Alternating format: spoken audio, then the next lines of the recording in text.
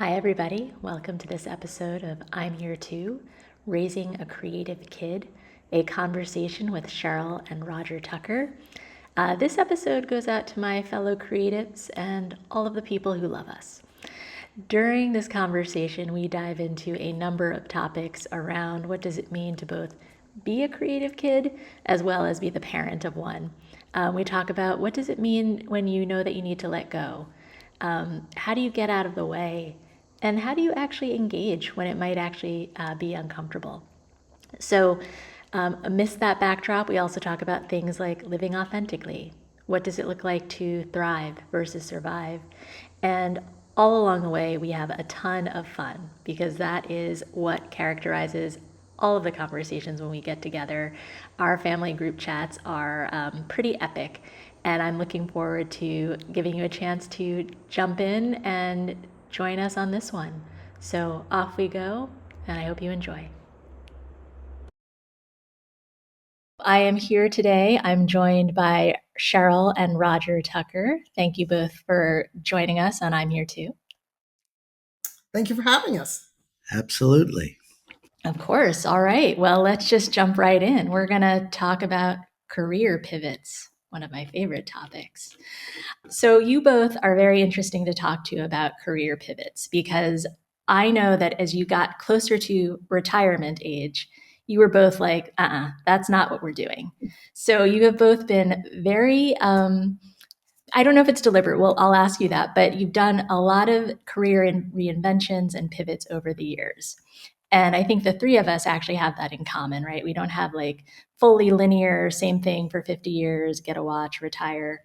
But I think that where we differ is that both of you put in substantial amount of time, right? Like decades in either a particular field or a particular company before you decided to pivot or do something else. So Sheryl, you were in print media in senior editorial positions at Black Enterprise, then various Time Warner properties. And Dad, you founded and led a marketing communications firm for quite some time. And me, on the other hand, my first career pivot was just shy of my 2-year anniversary as a corporate attorney at a large law firm.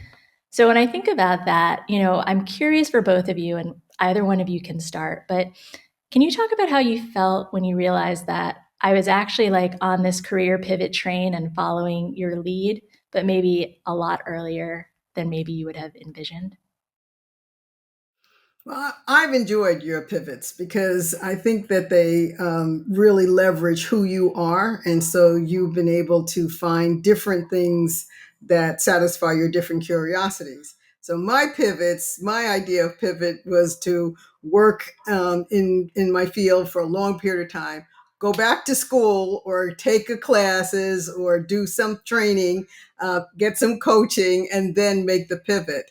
And I did that a few times. Whereas you are like, okay, this is what I'm interested. This is what I know, and this is how I'm going to get up to speed when I make that pivot. So this has been a blast to watch.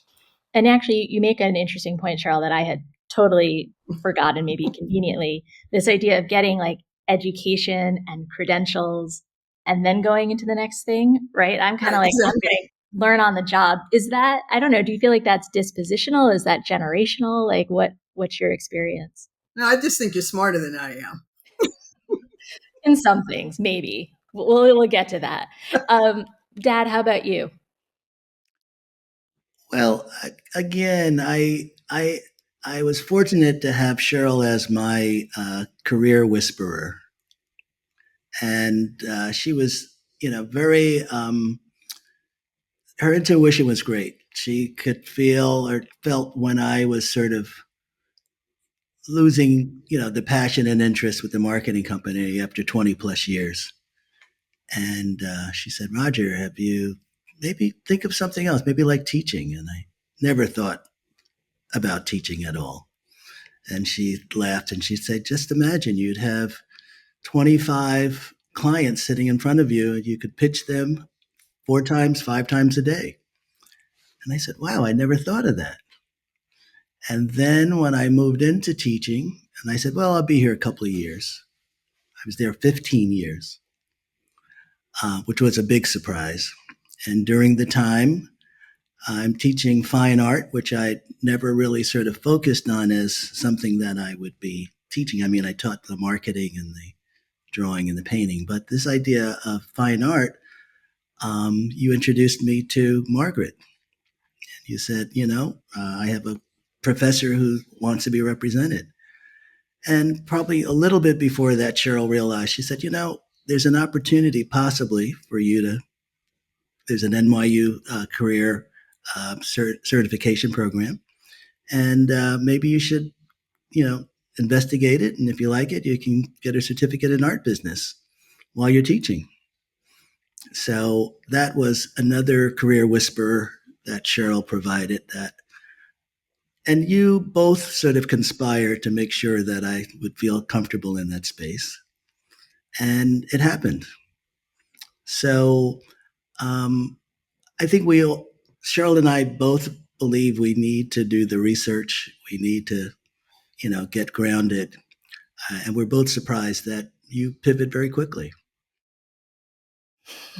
Well, I think the idea of having a career whisperer as your significant other is actually a really good point, and I would be remiss if I did not give voice to my career whisperer, Hillary, because for every move that I've made in the past decade plus, she has been right there alongside. And I think, Dad, that point about somebody else being able to see when you're flagging or when you're losing steam, like sometimes I think Cheryl's seen it sooner than you have, or Hillary's seen it sooner than I have. And it's really helpful to have somebody who sees you in it, knows what you really want to do in sort of your heart of hearts, and can help you marry how do I take what I really want to do and have the courage and the information to make that leap.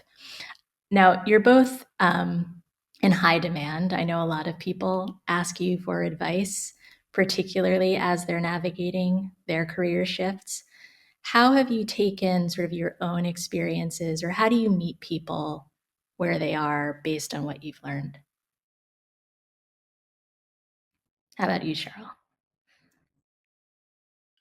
Well, I'm having a little more of a challenge in that lately. I'm finding that the things that got me to where I wanted to go in different times in life, the world has changed. So I have to listen a lot, more carefully now when I give advice, and I find that I sometimes I can leverage what I know to help them, but sometimes I have to listen to them and I have to do some homework to be able to talk to them in their areas. And I'll give you an example. A young lady I'm working with now on her, just mentoring, used the term fractional career, fractional job. She had a fractional job. I didn't even know what she was talking about. And so I had to stop, but because the universe works in mysterious ways, 2 days later, I get this notice from Cornell, my alum, that they are having an alumni webinar on fractional careers.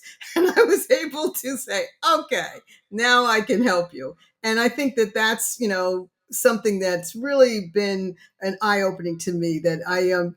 I still am useful, I think, to people, but I have to not give the tried and true ways, advice, and strategies now. Dad, how about you? When people are approaching you for career advice, how do you take your own experience and or do something different? Well, I usually start with the fact that I've been able to draw from past experience, past passions, past interests, experiences, and those really inform what my choices could possibly be. One of the things I really learned from you, Ara, is that the key now is to leverage your strengths and your skills, not your job titles and your work experience. You then be able to tell a better story about yourself, because people are usually uncomfortable talking about just their job experience. Sometimes they don't get to the point. They tell you what they did, but they didn't tell you the impact that they made on the organization or wherever. But when they start talking about their skills, their abilities, their strengths, then you start hearing that passion that Roger's talking about and that excitement, because that's what they, want to lean into. And so I think that people need to think about that a little bit more. You do it well. Well, that's earned over time because I think actually, Cheryl, you said watching me has been a blast. I wonder, Dad, for you, and we've talked a little bit on your podcast about it, but I was somebody who, when I was younger, was really sort of following this dual track that was very close to both tracks you were on, right? I was an undergraduate who was a visual arts and art history major. And then I was insisting on doing sales for the radio station, much to many people's surprise. Like, what are you doing? Spending the summer in a basement selling radio ads and web ads and print ads. And I think I'm curious for you, like, how did that feel, being somebody who was in the creative and fine arts? You went to Cooper Union for graphic design, so maybe there was a little more commercial application. But when I said, hey, I'm going to be a visual arts and art history major, were you like, yeah, that makes a lot of sense?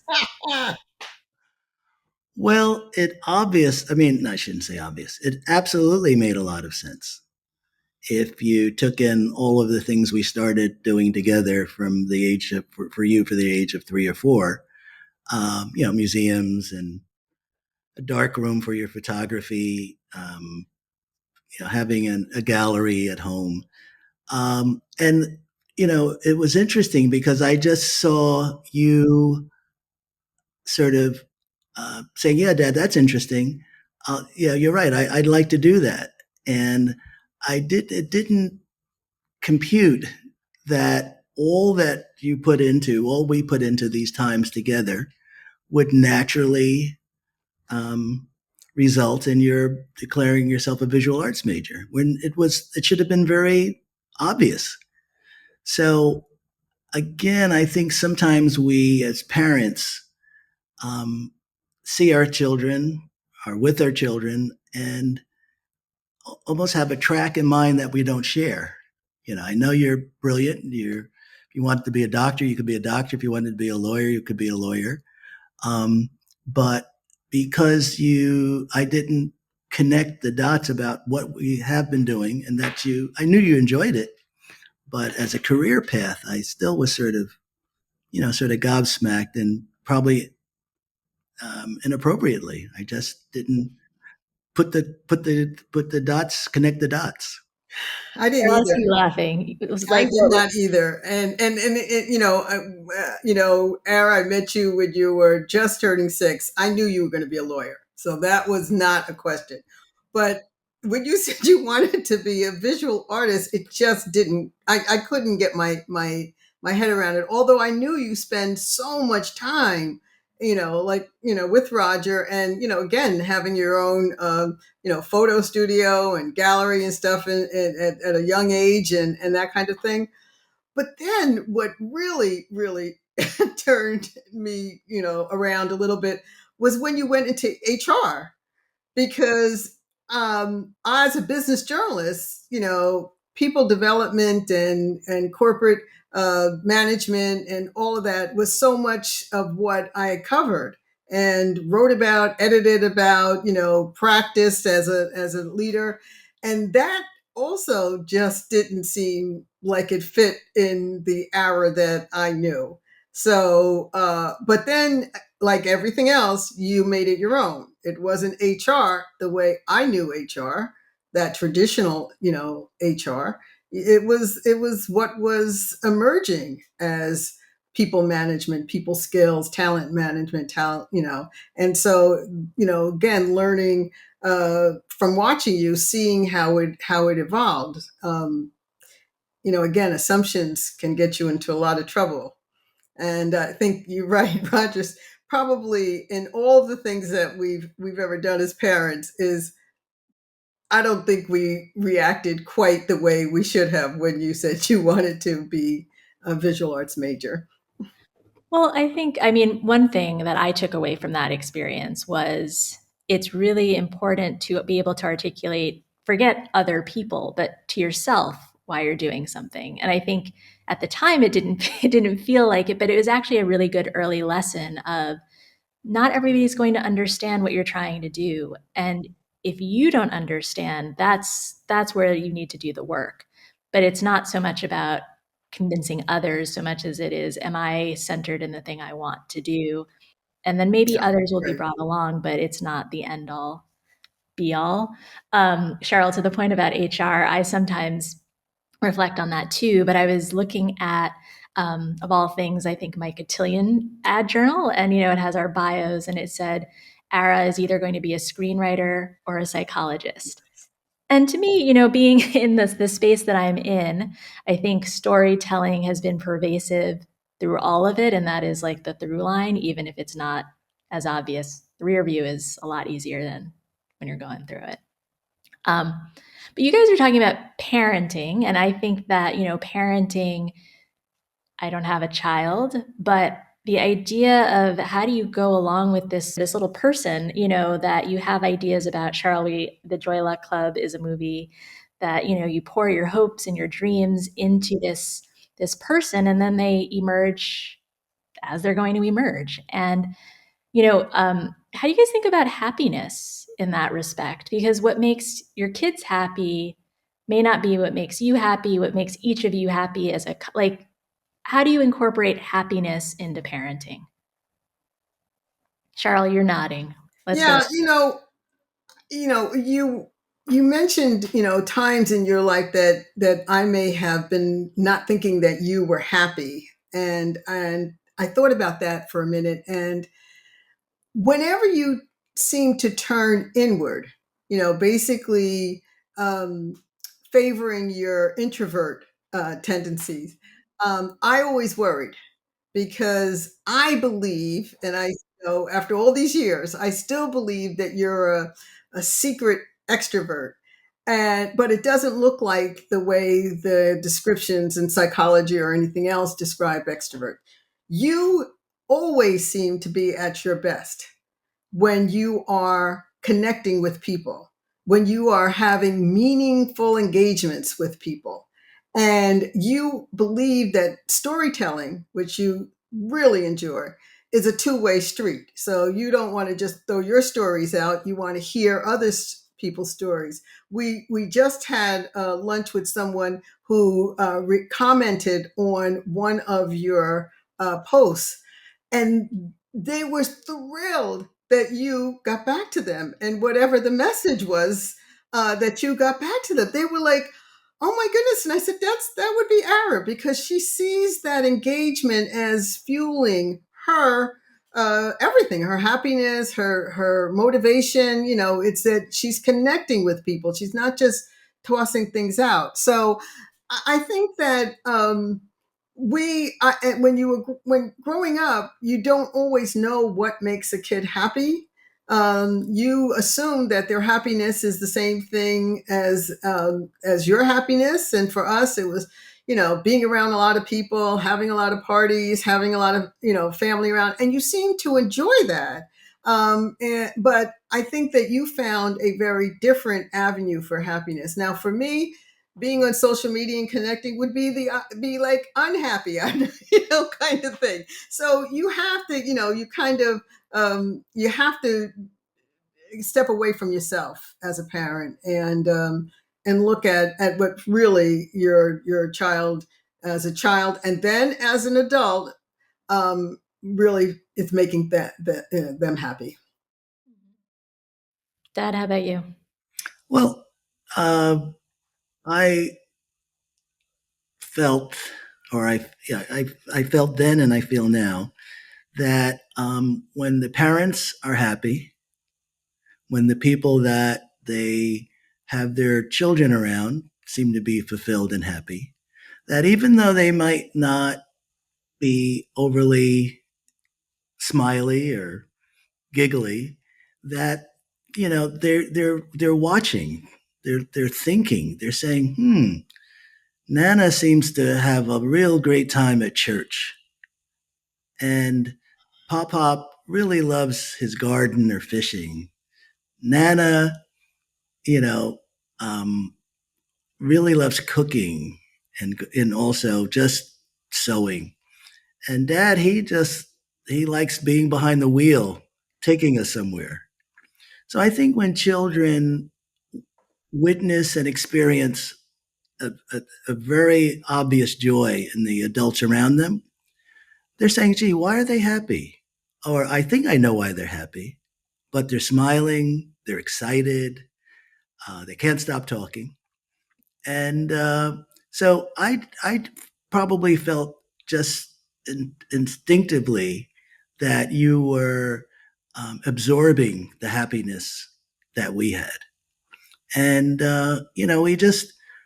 we were just so blessed to have children who were as curious as we were. I mean, I think that's the other thing. I mean, you and Alexis were easily on the same track of curiosity and engagement, and you love family. So I just knew the happiness would register possibly differently, either later, but I knew it would be there because there was nothing else that you really, I didn't think, witnessed or experienced in a huge way.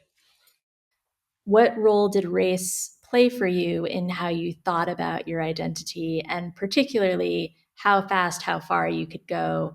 And did you ever get a sense from the outside world, if it wasn't in your internal core, that something might be different about how you were experiencing the world? Well, I'll start. My mom, your grandmother, who grew up in Washington, D.C., um, in high school went to a boarding school, had a very, a much more, um, a very full idea of what the world might be like. And I think that she was able to communicate to me that there were a lot of different people in the world, but there was no one smarter than you. And don't ever believe that you aren't the smartest that you can be. So I was always surprised that people, some like my teachers possibly, or my principal in elementary school when I didn't get identified for one of the top awards, I just was surprised how they didn't want or didn't know how excellent I was, how smart I was, and how deserving I was. And I didn't, it didn't affect me in a way. I just sort of prepared that there might be this disconnect between this kid who they had in front of them. But I had no doubt that I was an exceptional person. Now, being maybe the oldest, growing up where I succeeded very well academically, um, and you know, I remember one instance when in high school, we were in a humanities class, one of the first humanities classes. So it was a combination of English and history.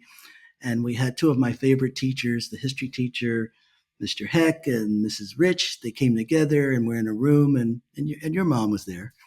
And we had a paper to write. And the paper was on World War II. And what were some of the causes of World War II? Well, I said, great, we're going to write a paper. Well, I went home and I said to my mom, I said, they really didn't tell us how to structure a paper. And fortunately, my Aunt Elaine's neighbors, Patty and Rick Kate, were educators. And my Aunt Elaine said, go next door. Patty's a librarian and Rick's a Spanish teacher. They'll give you an outline for. And they gave me a great outline. They said, okay, Roger, you can start here, maybe start with a quote. These are the facts you need to do. This is the resolution you need to have at the end of the report. And get to the library, pull those books out, understand and know what happened in World War II or One. And I went to the library, got out all the books. I stayed there. I wrote the paper, and I presented the paper. And Mr. Heck called me into his office, and he said, Roger, this is a great paper. I said, oh, thank you, Mr. Heck. He said, who wrote it? And I said, my name's on it. I wrote it. Well, Roger, and it was the 70s where we had a lot of agency. I'm black and I'm proud, and I know I'm excellent. And I said, Mr. Heck, are you suggesting I didn't write this paper possibly because I'm black? Roger, what do you, what? I said, we're in a humanities class. The best students in the high school are in this class. You asked us to write a paper. You didn't prepare us properly. I had to go next door to my aunt's to find out how to prepare this properly. I put the time in, and your response is, who wrote the paper? So again, I was upset, but I wasn't surprised. And I didn't at all feel like, oh my girl, my world's coming apart. This was just something that had to be settled right then and there. And I was going to be able to go forward. So um, I don't know if I've veered too far from your question about, race, identity, excellence, but you know, we, we got books, we had magazine subscriptions. Ebony magazine was important to come in because some of the things that were lacking in school and history, we were finding out via Ebony magazine. I remember Dr. Lerone Bennett being one of the superb editors there. I remember identifying, Richard Hunt, a an artist with a welding helmet and a plaid shirt and horn rimmed glasses, and he looked like me. So I knew everything was possible, even if the teachers didn't share with me specifically. They shared with the class that everything was possible. So I never felt that there might be barriers, but I didn't think there was any barrier that I couldn't. I can't believe we had almost the same experience. It was a World War II paper for me too, and it was on the Battle of the Bulge. I can't believe this, but I was only in sixth grade, and so I didn't even think about racism as being an issue. And it was that my teacher said that I copied from Connie Donnelly, who was one of my best friends. We went to the library every day for like a week. We took out every book in, about World War II and this battle. And we had the same thing because we were in a small library. So, in Rutherford, New Jersey. So we had all the books, we had the same books. So no wonder that our papers were pretty similar because the information that we used was very similar. Well, I think Connie was the one that had the breakdown. Like, how dare you think I would let anybody copy? We were competitors. We were like the top two kids in the class. There was no way she was going to be, competing with us. But if you used 15 books and they're the same, you're pretty much going to have the same facts. And that's what, so I was like, you know, this is ridiculous. I was one of the top kids in the class. I was the academic captain, almost picked every month for a team. And, why wouldn't I know how to write a paper? You taught us how to write a paper. We went and wrote the paper. And in some instances, my mother had to come in and, this teacher was a little bit of a pain. And in terms of the grades. So I always had a champion for me. I grew up in an all white town. We had virtually two or three black kids in each grade, and maybe a little more when I got into high school. And so it, it never, my parents never focused on race as an issue. They literally focused on skills. So when my dad didn't get a promotion that he wanted, he really went back and said, well, why didn't I? You worked in a factory. And he said, you're too short, Artie. The equipment is just too high. So he went home and he built a platform box for him to work comfortably with that piece of equipment. And he was able to get the job because he solved the problem. And I think that has been that is to me one of the most important stories in my life. If there's a challenge that you have to dissect what the challenge is. And, sometimes you don't win and sometimes it is race. I learned that later in life. But as a young person, that wasn't always the focus that never the focus where my parents started. They always, started with what actually happened and how can you navigate around this, because you're never going to be able to change your sex or your race, your gender or your race. So you just have to kind of navigate, with the skills and the abilities that you have. But I think the other thing is I learned in school is that, there are, let your champions help you. Like I probably couldn't have made a better case than Connie's in being indignant that she would allow that. And, and also, championing the fact that I was a good writer and, whatever. She was in sixth grade. And I've been fortunate enough to bring people in my lives that I could champion them and they could champion me. So I never felt like I was, off doing things alone. And that has worked all through my life, in my business life. When things didn't get right, I've always had, been able to, have somebody be my champion in the room. And I think that's important, and cultivating that is important.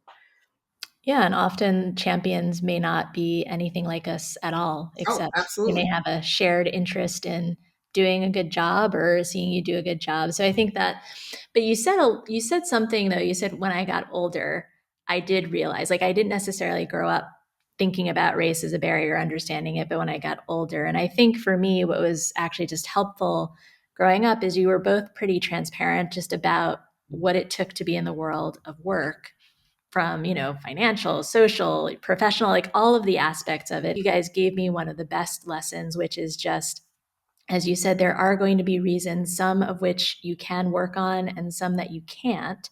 And it's less about like no blinders. It's not about blinders. It's about what's the life that you want and how far are you willing to go in order to get it, knowing that you may not always have the easiest road to get there. Right. Is that a fair? And I think you have to be careful around race. So, I was on a panel once where, people were talking about race and the challenges. And, my first big management job was an all black company. And so the issues that I faced, one of them was, the owner just constantly teased me about being short. And I said, "Oh my God, this is the same thing my father had to deal with." It was it was an editor's job, so I couldn't build a box, but I definitely knew how to make myself known, and how to tap into my agency to help him understand it wasn't about height. It was about what I was producing for him to make him look good, and because it was his magazine and I was a good editor. And I think that people think that race, they always start with race, but it could be anything that uh, differentiates you from others. And so you have to have that awareness, because now we're dealing with gender issues, we're dealing with LGBTQ plus issues, we're dealing with other disabilities issues, we're dealing with people, whether you came from the West Coast or the East Coast. There's all kinds of reasons for people to want to put you in a place. And you have to be aware of that. And race is one of the defining ones, but it certainly is not the only one. Now we're dealing with country of origin as an important issue that we have to face. Yeah, to add to that, this idea of class is so important.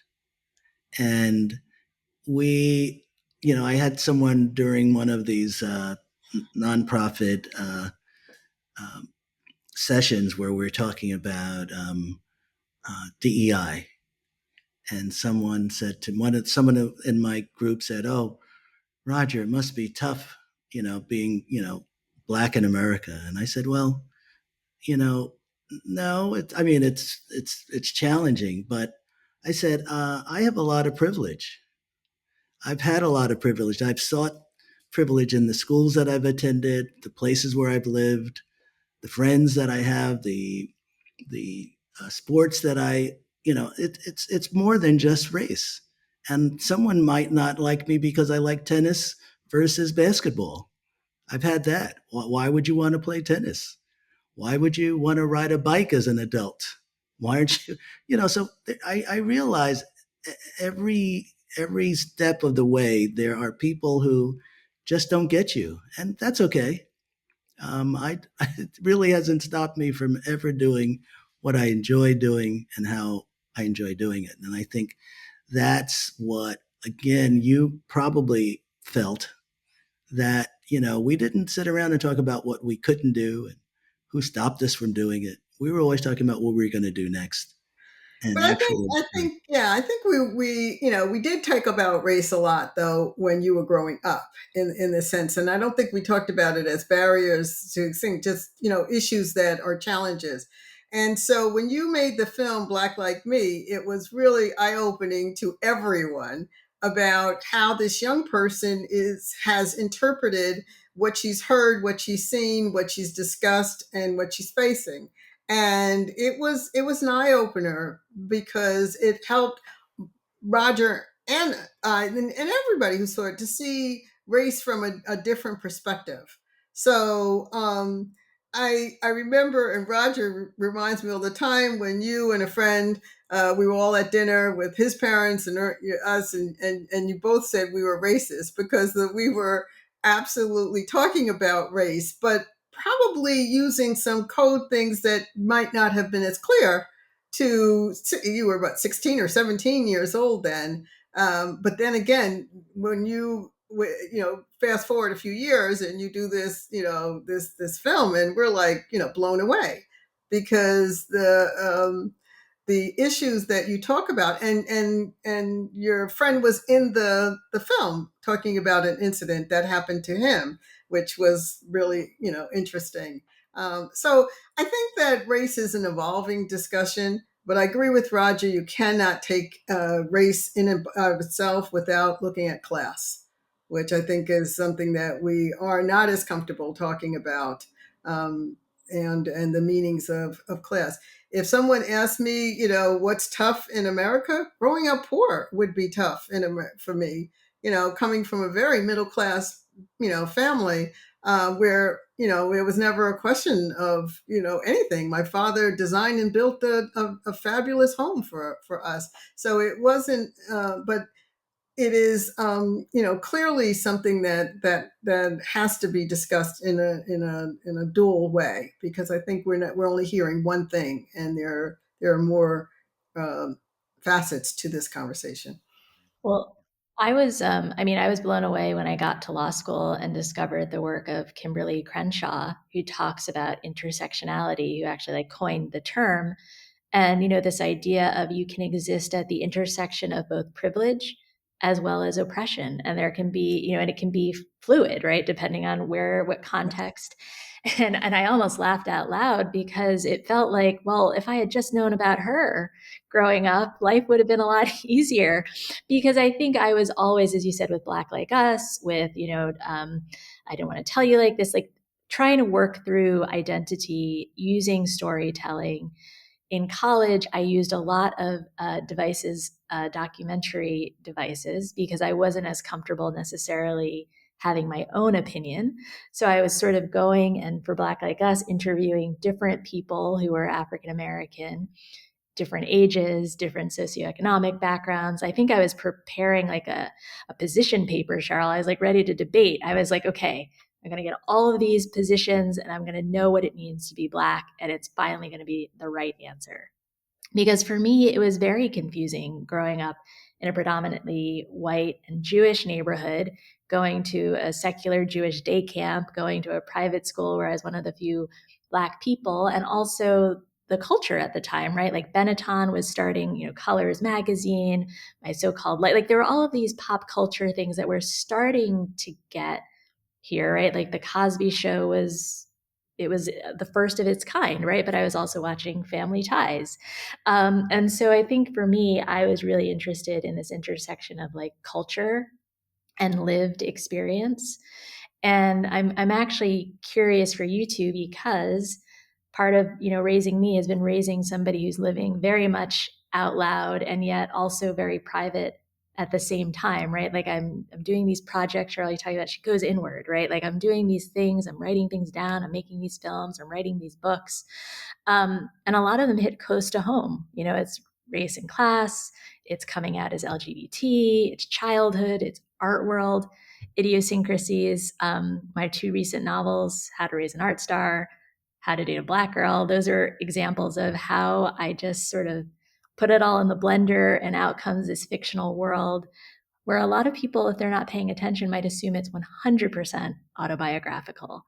So I'm curious for you guys, you've already mentioned the social media collisions, friends saying, hey, do you see what Ara posted? But what's it like parenting somebody like me? I mean, knowing that, a picture that you might have never wanted to see the day of light is now on your one of your many posts. No, it's been interesting.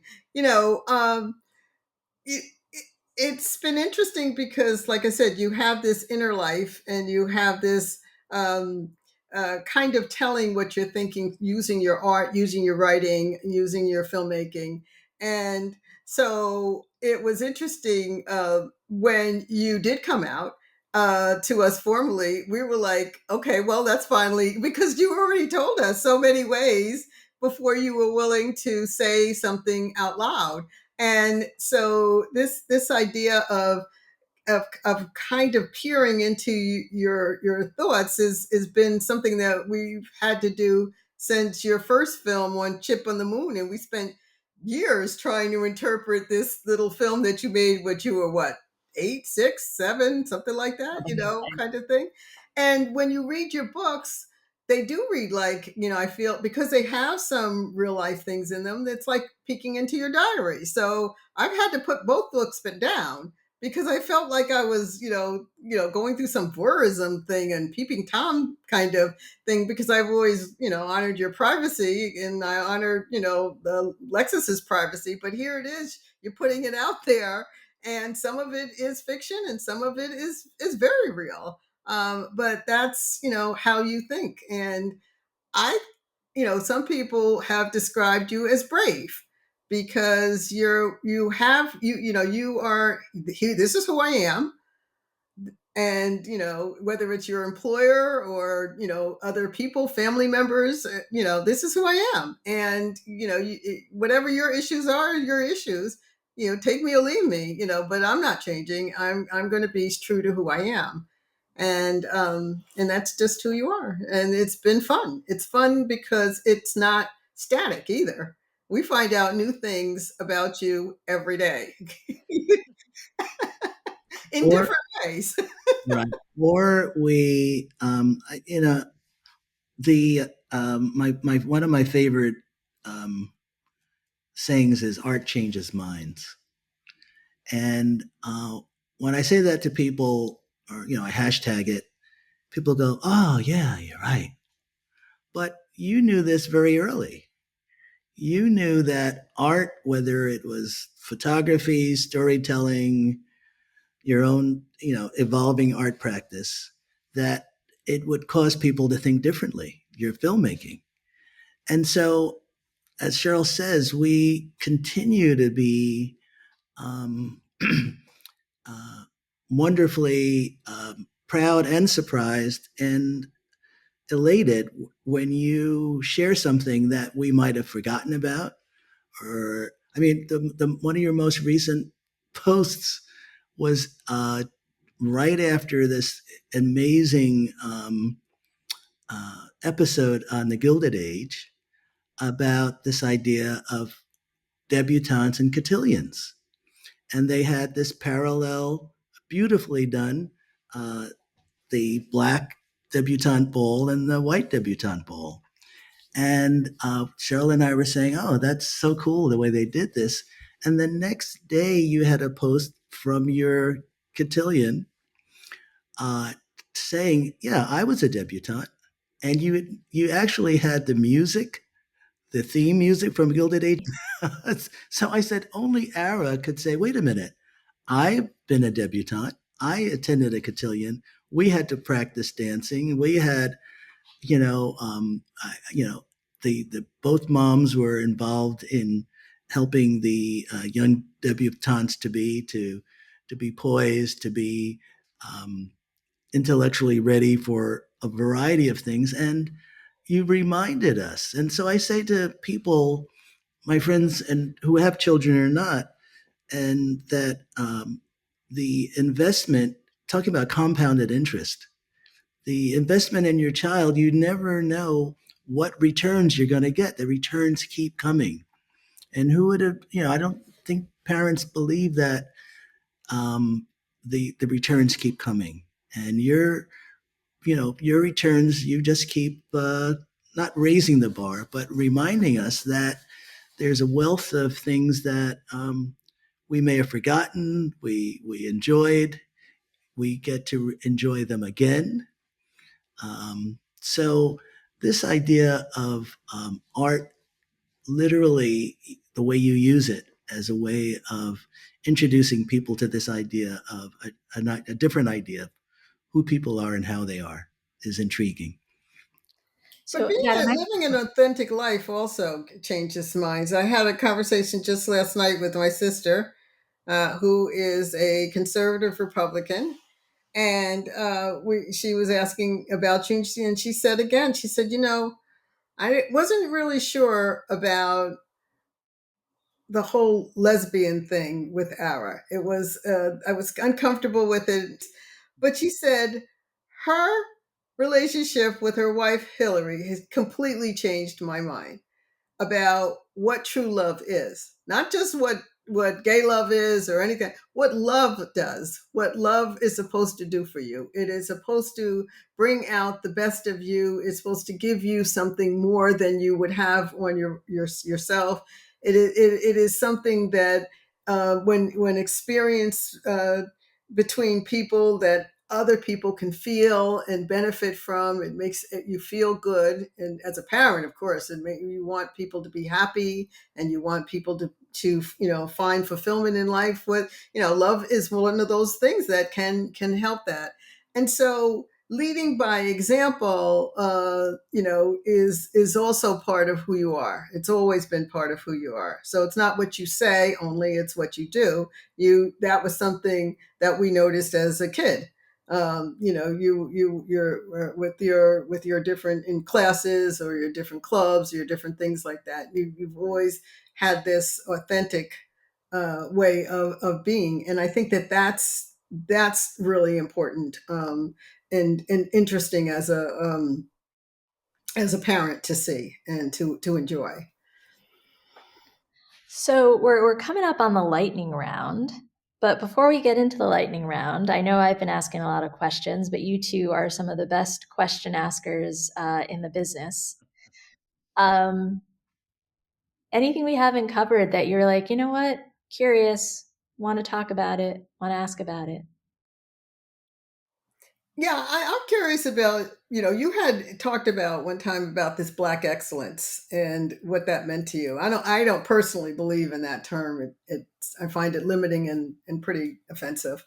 Excellence is excellence. And, as I said, I like to strive to be the best, but I'm curious about, after all that study that you did in terms of making your films and what you've been writing about, what have you learned about that term or that idea?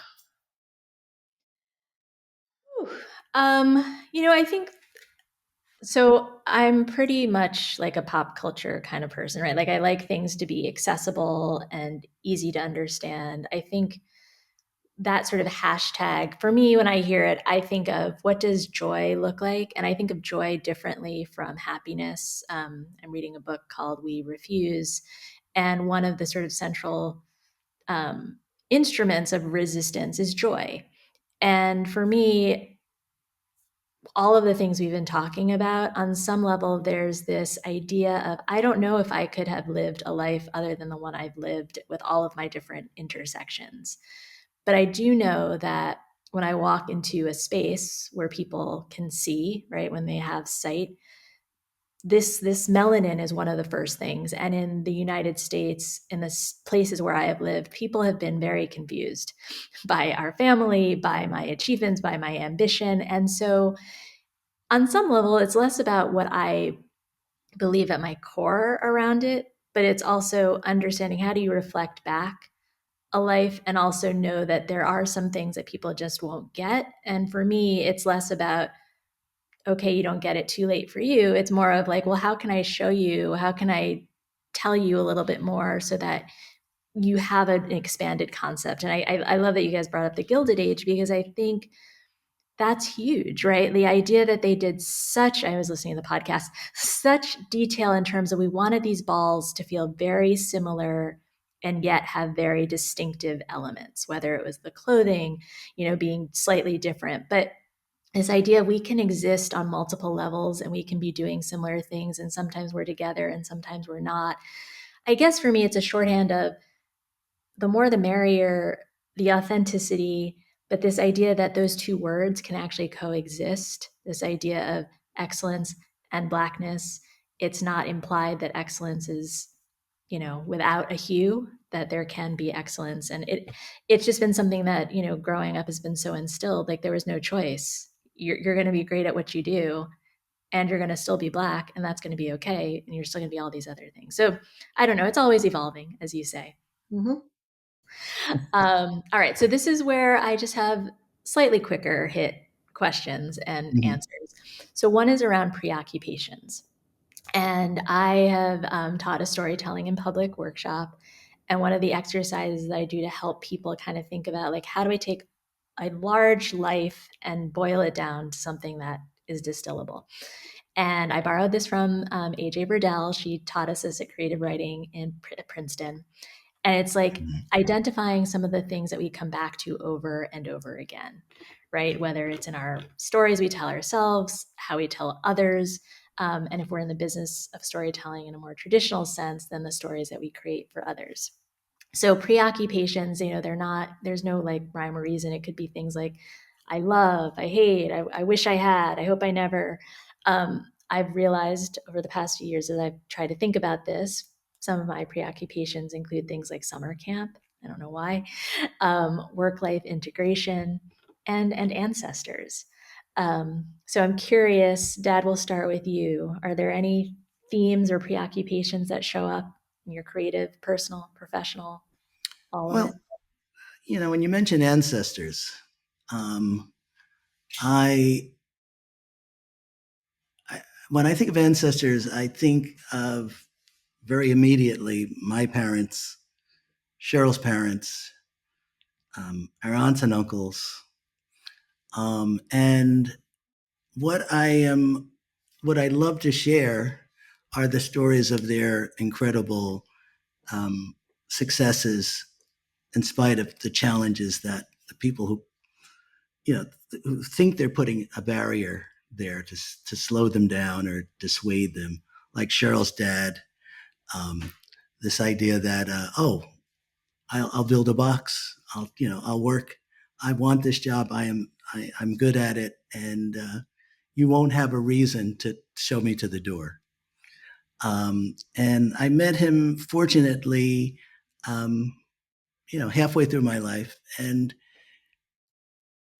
you also, Sheryl mentioned earlier this idea of height. And height, we're all fairly short. But when I see Sheryl and Rose together, for instance, sometimes it hits me like they're so short, and it's like, oh, but they don't feel short. When I think of short, I think of a shortcoming. I feel that you don't have all that you need. And I think from just being with Sheryl and her family, they just project so large. They project so confidently, whether they know what they're talking about or not. There's just this sense that um, uh, they're just bigger than life, literally. So the idea that someone would comment on Sheryl being short, I'd say, really? Or Rose being short, and Rose, I think so. But again, getting back to our parents as ancestors, Cheryl's mother shared an amazing story with us because I was always asking her questions. I really felt that this very attractive, steely, fashionable woman from New York living in the suburbs, what was that like?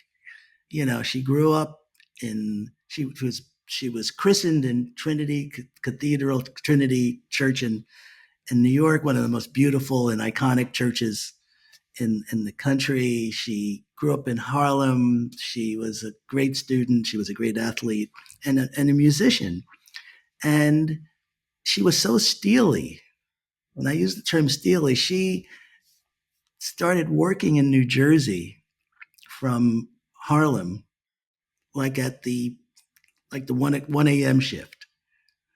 And in the 50s, I'm saying to myself, she applied for a job and they said, young lady, how are you going to get from New York to this part of New Jersey every day on the right time and you don't have a car? She said, you don't worry about that. You worry about me coming in late. You worry about me not doing my job properly. And of course, she did it. And that to me, it reminded me of my mom, who came from Washington, D.C. to Newark at a very interesting time, part of this ongoing migration. Cheryl's mother just literally came across the river. My mom came up from DC. Cheryl's mom said, I wanted this job of being, reading blueprints and working with blueprints. She worked in the Bell Labs, or the telephone company.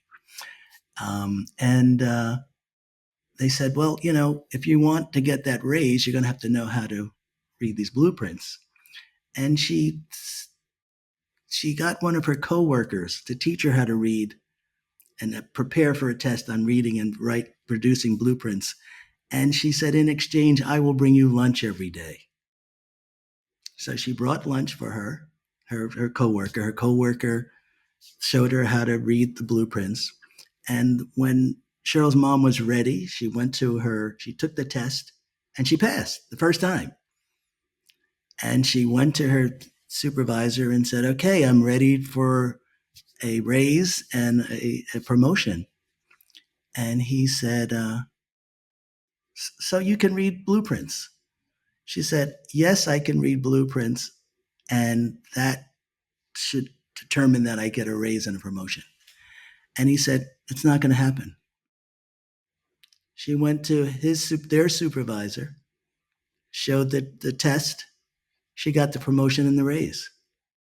So I just said, if I can't ever do what I want to do and at least try and know that there's a chance for success, knowing that this person 50 plus years ago did this and had no temerity, had no idea that she wasn't going to be rewarded. She deserved to be rewarded. And so our moms, our dads, our uncles, our aunts, these stories, those are the stories that I share with people. And when people say to me, oh, we all survived, I said, I don't know about surviving. Our family thrived. And thrive is the focus that we've always had. Thriving is fun. I'm pretty sure we shared those stories with you, but I share them. I don't get tired of sharing them.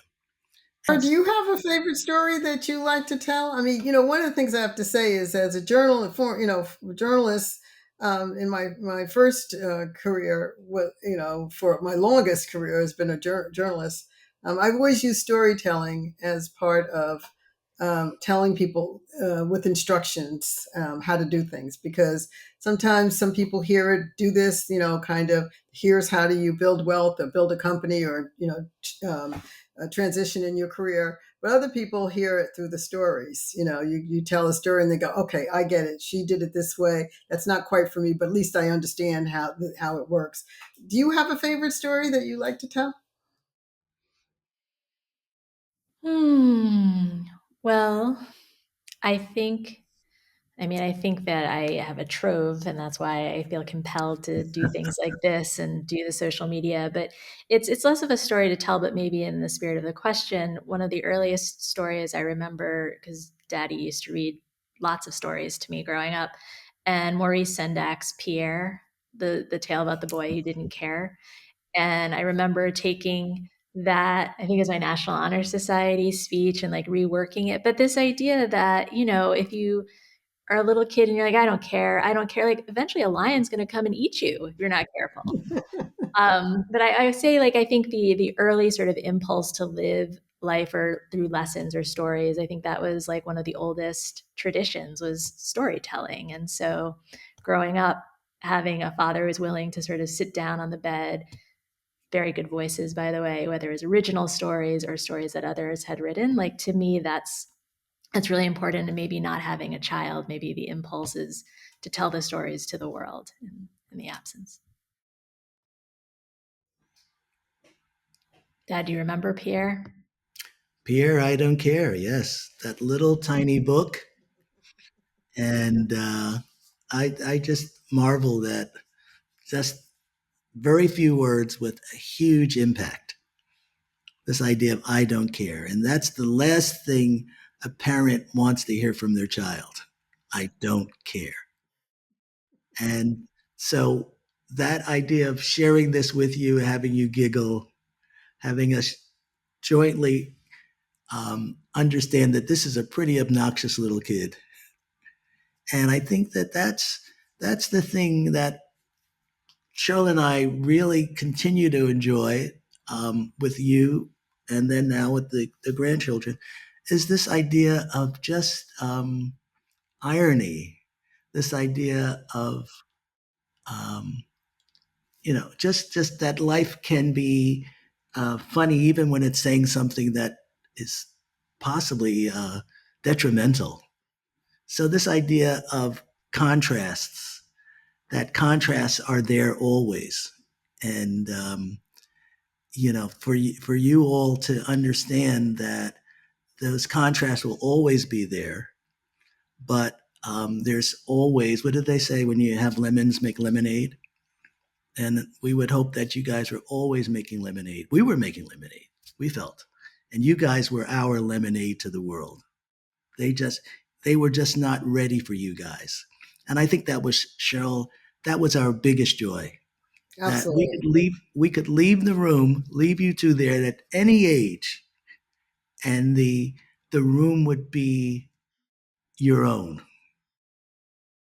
And so when people say, "Oh, your girls are so smart," or "They're so this," or so, I said, they just are so confident. They are, and not just confident, but interesting. Ara, I do have one more question for you. So you have a wicked sense of humor. I mean, if I could just print out, like in a Dilbert, kind of situation, some of the comments that you have in our family texting. I mean, sometimes we're just cracking up all night long, with your responses to whatever. It doesn't matter what it is. You have an amazing library of film clips that show the exact character and the exact reaction, or you just have an amazing sense of one-liners. So how did you develop this incredible sense of humor? I honestly, that's something, one of the things I think about are superpowers. Like, I had a writing teacher at Breadloaf, a writers conference, and she said there are things that writers have to work on, and there are things that just come out. And she said yours is your sense of humor. I don't think I don't think of myself as particularly funny. I think that I just see the world through a particular lens, and it happens to be something that merits a smile or a laugh. And I love that, but it's not something I actively have to think about in the ways that I have to think about other things. You can't have to think about it because the response happened so fast. I'm like, where did she get this? Is it just sitting there on her desktop? Because It's just I have a whole collection up here. I'm like John Well, Nash, The Beautiful Mind. that whole collection, and I'm glad Cheryl asked. That's a great question. You had recommended that I would enjoy the series Hacks, and there's a lot of repartee there between two generations, a really extraordinarily smart older woman and a snarky younger woman who wants to prove how smart she is and how funny she is. And I just, when I think of your two books, I keep asking myself, how does Ara um, get into the head of all of so many different characters Yeah. and give them some great lines that don't seem like they're coming from just one person. It's really coming from that character. Whether it's the children, you are able to create a world, different worlds, different gazes, perspectives. The world of children, and when I read How to Raise an Art Star, I said, "Wow, Ara obviously had a great time as a kid." And you share photos of you behind typewriters as a 4-year old, and but this idea of the different personalities, what they might say, how they might respond, um, the how to raise an art star had adults and children, their world alone and their world together, how they interacted, how they literally just had worlds, these different worlds. They How to Date a Black Girl. Um, I was wondering, how are you going to create that same sense of uh, particular personalities, the correct response or response that I might imagine, responses that I wasn't ready for, that were, as Sheryl would say, very, very funny and pithy. So I I would hope that for you in the future that you can share your sense of dialogue, your sense of how people um, talk to each other, how they think um, in another medium. I mean, I love the book, and fortunately, you got great narrator, the same narrator for both books for the audio versions. And I said, I wish people could see and hear this at the same time, and that would be a production, because I think for people to read and enjoy reading the way we enjoy reading is becoming more and more challenging. And so I want everyone on the planet to read both of your books, but I would hope that these books become something like a series, or become the basis of a new series that you're thinking about. Because this idea of engaging people with ideas um, is so important to you, but you do it so well, and with fun and with seriousness at the same time when it's necessary. So that's what's on my mind right now. How does Ara? I mean, these are great books, and we have friends who are reading them and telling me about them. Uh, and I just say, you know what? If we can just get that one extra medium to uh, share with people in a way that they're it's easier for them to access, that would be great. Well, Dad, it's like you read my mind because one of the lightning round questions is about, you guys are being very generous with your time and your resources and sharing about your lives and, an ask of the audience. So it sounds like an ask of yours is let's build this world of eras in another medium production company. I won't name any names. But Sheryl, are there any asks? What can the audience do for you? Um,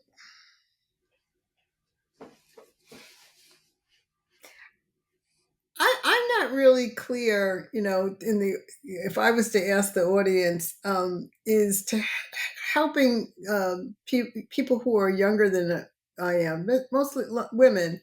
I would love to know a little bit more about why they feel so anxious, and I think that having read I've read different kinds of books and I've watched a lot of movies and I own a lot of different things and I see it, but I never understood what's the powering that anxiety. So if I had a thing is tell us more a little bit about that and what's really driving people to feel more. I keep seeing these studies and things.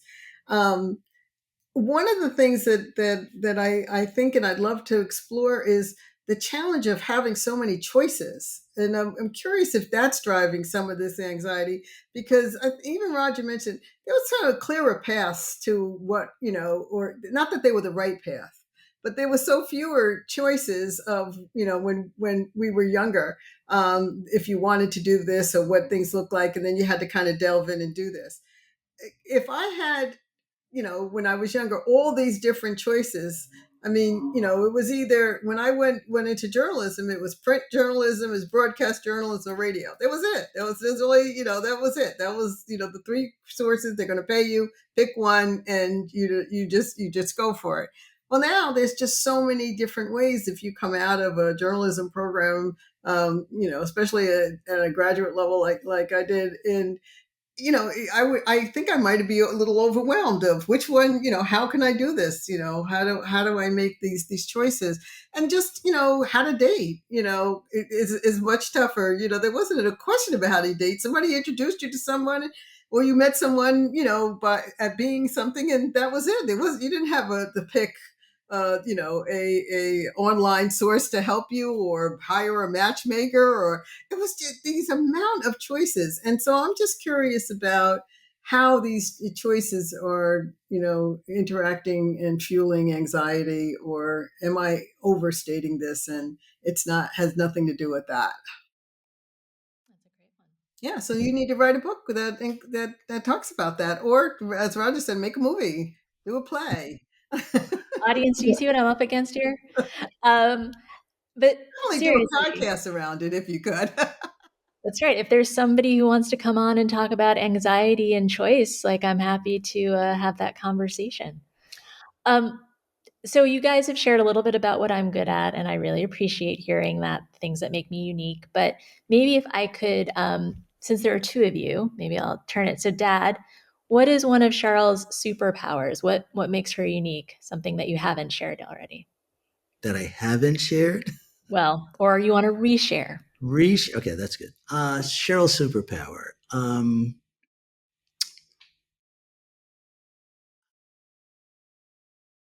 Cheryl, one of her superpowers is the ability to listen very carefully and then come back with a great assessment. She doesn't have to ask you. I mean, she listens. My way is ask a lot of questions, and I love getting the answers. And I I can't actually give you um, the um, the take that you possibly should need from all of these questions. Like, well, Roger, what are you doing with all those questions? Sheryl can ask two or three questions. She can listen, and then she can come back to you and offer some ideas that are just so on target. Thank you. And I'm sort of, I think we all understand that people have superpowers, but what's the best part of a superpower is for other people to witness it and to be there while it's happening. Sheryl doesn't need an audience. Um, but an audience of one is huge for Sheryl. There's an opportunity there for her to do something wonderful. I might want it two or three more, three or four, maybe four people. At So least. Cheryl will say, Roger, you can't corner people in a room at a party. They're there to have fun. This is not, you know, Q&A. But again, that for me is Cheryl's amazing superpower, to be able to synthesize and come back with something that would be obvious, but isn't so obvious. I wholeheartedly agree with that. Thank Cheryl, you. Daddy. Roger's superpower is his enthusiasm and passion. He helps this idea of really truly believing in something like art changes minds. He's able to really work with people with what they are thinking about and open up their mind to think differently. That's why it was important for him to get into a classroom, because a lot of he doesn't just tell you what you should know. His enthusiasm about the things that are important to him helps people think differently around the things that they are kind of stuck on sometimes, especially those who are specifically stuck on thinking about it in such a linear or only one way. If he will work his hardest to connect and affirm what you're thinking, but also say, give you an opportunity without even saying, why don't you think differently, but offering you different perspectives, bringing in different ideas, different people, different thoughts, using examples. And in the end, because I could hear this, in the book club, especially during the pandemic when we were in the house and he did the book clubs on Zoom, and he would be upstairs at his office and I'd be downstairs, and I could hear what he was saying and I could hear the response. You don't usually get to witness that with when people are doing. So he had a group of 4 or 5, maybe 8 people on the line, and you could hear them think about, open up their response, their ideas about the book and the characters and the impact people make on each other or world events, because they really opened up the discussion. And I think that's a wonderful thing to watch, where you are able to help. When one of the things about intercultural learning, which was the core of my my last job at AFS Intercultural Programs at Student Exchange, was opening up people's mindset, broadening their views and perspectives. That's the core of intercultural learning. And it is a very difficult thing to do when people are, like stuck on something. But Roger, whatever the topic is, he'll try to use, the things that are important to him, the stories that are important to him, the passion that are important to him, to help you just open it up. Just take a chance, step out your comfort zone. Think, it's just what if, kind of thing. And I think that that's something that over the last 40 years that I've benefited from, because I'm a little more factual in the way that I look at things, and I need sometimes to explore the other ways of gaining knowledge and Yeah, perspective. I'd say that's I've experienced that. And I actually, for both of you, I would be remiss in not acknowledging that, Cheryl, with your sort of editorial lens and Dad with your art lens, you've actually both been extremely restrained in terms of my own creative output. I think I don't want people to leave this conversation thinking, Cheryl's chasing me with a red pen and Dad's like doing studio visits all the time. Like, it actually isn't that way. And I've actually appreciated that you have both been available, but you haven't been insistent, and sort of using your superpowers for, like, superpowers can, strengths overused can go the wrong way. But I think in terms of the ones you two are talking about, they've actually been very generative and helpful to me in my own sort of growth, not only as a human, but as a creative. So thank you both. Well, I don't. I'm glad that we stepped out your way, because we wouldn't. I don't think there is any formula or anything that we could have uh, uh, prescribed or dictated that would have generated what you do. It is that ability to go beyond. You saying what you learned at this place or what you experienced at that place, but you never stopped there. So if and I think that's important, because you're going to take it to another level. And one thing about being an editor or being, a educator or anything, you got to know when to get out of the way of of the people that you are working with, because you're right. You can't. You can hold people back. You push them forward to stuff, but then you just got to get out the way. Love that. Just get out the way. So we'll close on something that, if the audience knows this could be its own podcast, but we'll keep it short. A read, a listen, a watch. There is so much content out there. I know we've talked a lot about a lot of it already, but what's something each of you are either reading, listening to, or watching that others might enjoy? Dad, we'll go you first. Okay. One of the most fascinating books I've read in a long time, and it came at the right time. That's the other thing. Sometimes books, if you read a lot, I read from a variety of sources, but our book club, we read a book called Death of the Author by Nnedi Okorafor. Nnedi Okorafor. She's a Nigerian writer. I don't seek out science fiction as a genre, but what she does in this book is what she's done is almost help me prepare for the future that I think we may be walking towards.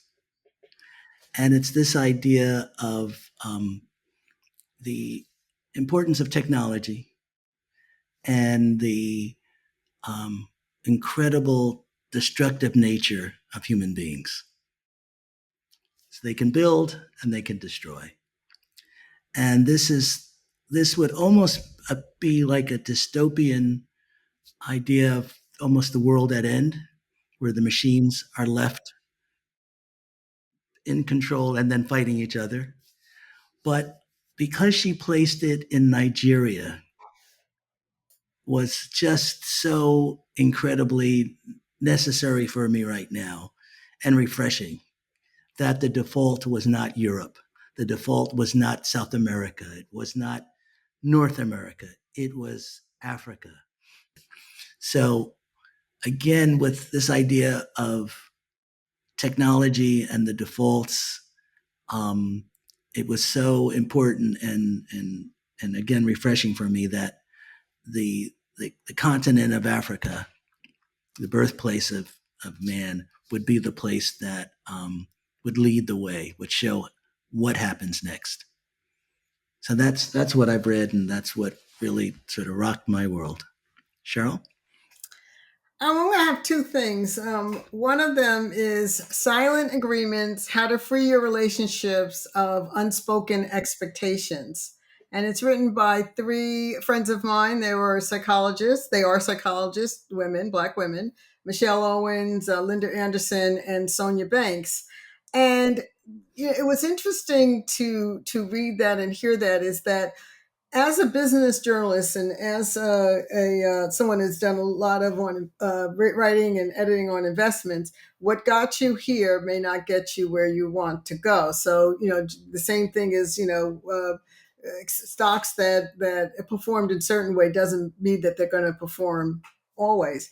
And we create these silent agreements with our friends, our family, our children, where we kind of put them into a certain space, and then we don't let them evolve, and we want them to stay in that space. So one of the things I've learned as having two adult daughters, I had to get to know them as adults. I had to, I loved those stories when they were kids and stuff, but some of them are no longer relevant. Some are very relevant. But in my mind, I've got, you've got to know when to let go, and that's nostalgic and good, fun, and accept them who they are.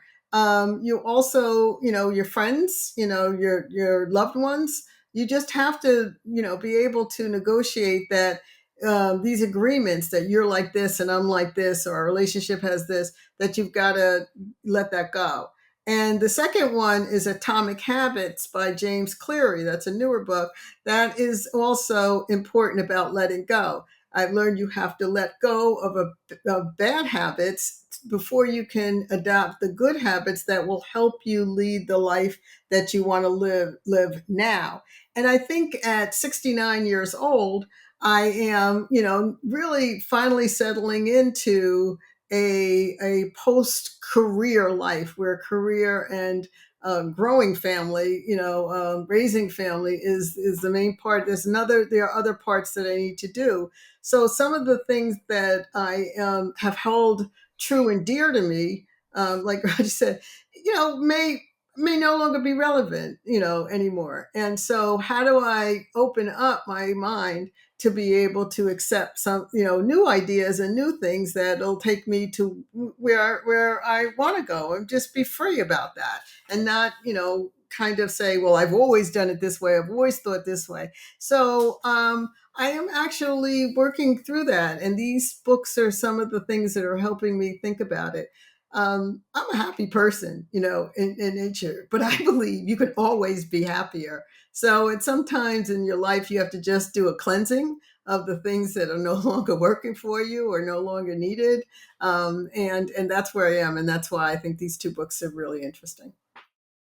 I love that. Well, thank you both for sharing. And, as someone who doesn't have kids and I get to actually enjoy you as I evolve, as you evolve, it's such a great privilege and honor to realize when your parents are also humans and getting to actually get to know them and having them share who they are, what they're thinking, what they're about, and having them be interested in that for you. And I think this conversation has hopefully show don't tell in terms of what that can look like, but I just want to thank you both because who knows what I'm going to ask when I get you on a screen.